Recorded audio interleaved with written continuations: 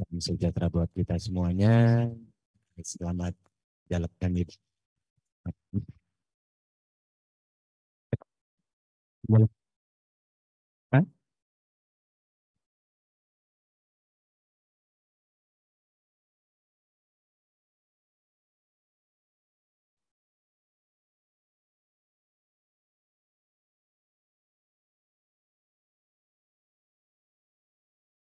Terima kasih.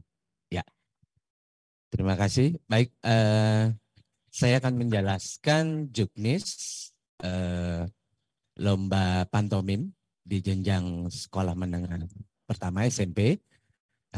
Ini persyaratan peserta sudah kita ketahui bersama ya di secara umumnya.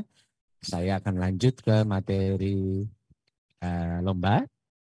Untuk tahun ini tema karya pantomim adalah kebaikan, yaitu tentang pengalaman peserta didik melakukan sebuah tindakan yang membawa dampak positif bagi masyarakat.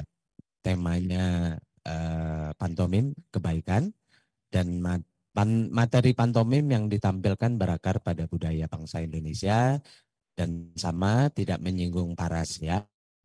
Oke, selanjutnya untuk karya pantomim, para peserta harus memiliki, dalam karya pantomimnya itu harus memiliki unsur, salah satunya ini ada tiga unsur ya. Yang pertama A, ini adalah teknik pemunculan. Jadi dari masing-masing peserta didik membuat cara atau teknik muncul yang kreatif dalam penampilan karyanya ya. Dan yang kedua adalah gerak tubuh imajiner, itu harus memiliki unsur yang di mana gerakannya itu menarik tambang atau tali, terus ada gerakan bersandarnya, dan gerakan tubuh bergetar. Dan di ekspresi wajah yang diharapkan harus memiliki unsur ketakutan, sedih, riang gembira. Oke, ini adalah unsur-unsur dari gerak karya pantomimnya. Untuk teknik pelaksanaan di nasional akan dibagi menjadi dua babak, dua tahap. Yang pertama adalah babak semifinal, itu kita akan menilai lewat daring. Ya, jadi peserta akan mengirimkan video karya dan video formatnya tetap MP4. Peserta wajib harus membuat presentasi karya pantomim. Boleh di awal, boleh di akhir setelah karya. Ya, suara pada saat presentasi harus terdengar dengan jelas. Selanjutnya, materi video harus jelas dan terang, sehingga materi utama atau penilaian utama ekspresi dan gerak tubuh peserta itu terlihat jelas. Ya, jangan ada gelap atau terlalu ditutupi atau apa, pokoknya dia harus ekspresi dan gerak tubuhnya harus terlihat dengan jelas. Oke. Dan materi lomba wajib sesuai dengan tema. Ya, tema tadi tahun ini kebaikan. Untuk durasi video kurang 5 menit itu sudah termasuk presentasi karya. Oke, selanjutnya untuk di babak final kita akan memilih 10 finalis yang tersaring dari babak daring untuk maju ke babak final. Di babak final luring ini peserta menampilkan karya pantomim secara langsung dengan tema yang sama, yaitu kebaikan yang ada di babak semifinal.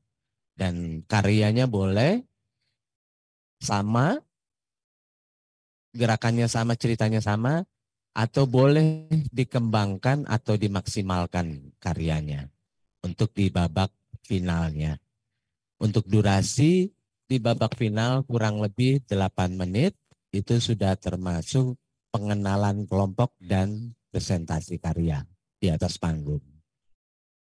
Untuk durasi ini tidak mempengaruhi penilaian, ya. Untuk saat final nanti peserta harus menyerahkan sinopsis dan musik MP4 dalam bentuk flash disk kepada panitia sebelum lomba dimulai.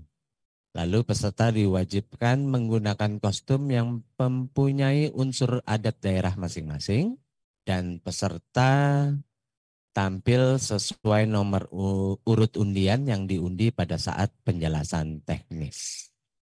Oke, dan selanjutnya kostum dan makeup pantomim disiapkan oleh peserta, tidak boleh menggunakan properti apapun.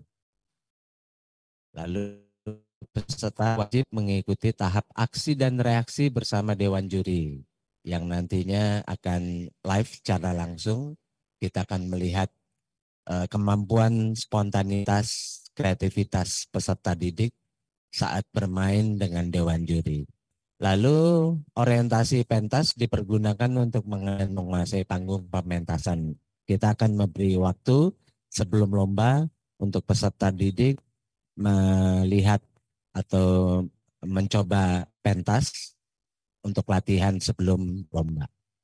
Di aspek penilaian masih sama, yaitu konsep, aspeknya konsep, gerak, ekspresi, dan kreativitas, di mana masing-masing kalau konsep itu bobotnya 20%, yang terdiri dari kreativitas, daya imajinasi, sama kesesuaian tema, dan gerak, teknik gerak, kelenturan, kesesuaian materi karya itu 30%, ekspresi, mimik wajah, penjiwaan, kesesuaian materi karya juga 30%, dan kreativitas, ini sikap dan penampilan ya, itu antara lain kostum dan tata rias wajahnya juga akan dinilai.